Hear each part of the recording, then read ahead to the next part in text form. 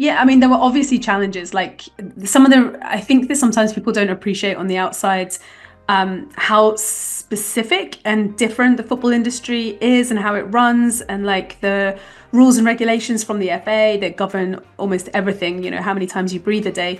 So those things you can't learn through a book. They're not necessarily public. They're things that you just have to suck up and learn how to do on the trot. I was lucky to have an amazing colleague who's still at Lewes, Lynn Burrell, who knows everything inside and out. And so around to the FA and the rules and regulations and the licenses, and I think between the two of us, she was quite new to football as well, so the two of us were figuring it out as we went, but we had each other as a support system.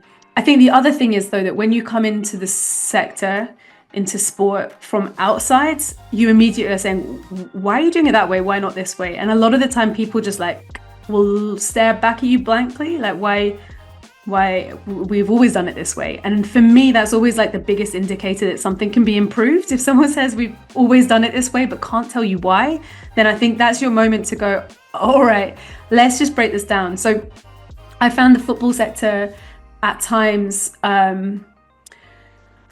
not particularly professional, not very transparent, not very strategic, not very intentional. Everyone's kind of just surviving, they're on cycles. Lots of people, when I first joined, I think this has changed, lots of people working in women's football didn't really mean to be in women's football. They wanted to be in men's football and they were just doing this until they could, or they were people who were